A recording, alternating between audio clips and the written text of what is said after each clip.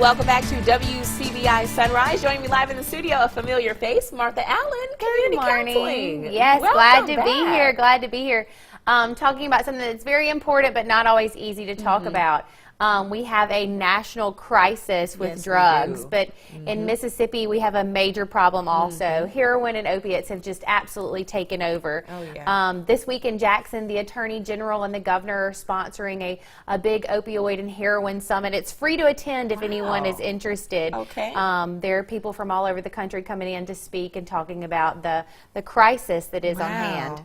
And this is such a good topic because, as I mentioned during the break, we did a story about how local firefighters are beginning to train differently to address or when they meet people who maybe have overdosed, they can then treat that person there. So this is an important topic. Absolutely. Tell me, do you spot the symptoms of addiction, or how does that go? Well, addiction affects so many people around us. So we do programs where we do prevention in the schools and we educate, like here on the WCBI show that we do monthly, we talk about it.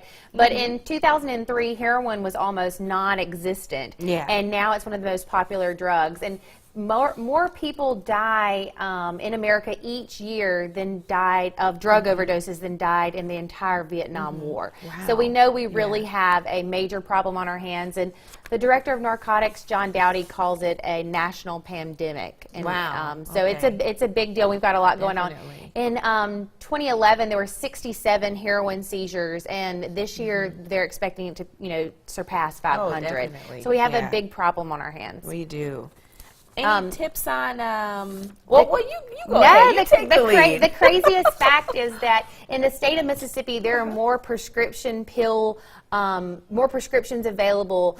There is 67 pills allowed for every man, woman, and child. Wow. So we have a huge problem, and we need to address it not only in the medical field, but on day-to-day, educating people that Tylenol and Advil can help you in many places. That's what those drugs were designed for, and that addiction is real and it affects all of us, and it's something we should talk about even with our small children. Definitely. Starts early. Well, you definitely shared some valuable information, Martha. For more information, though, on this topic, you can call 662-327-7916.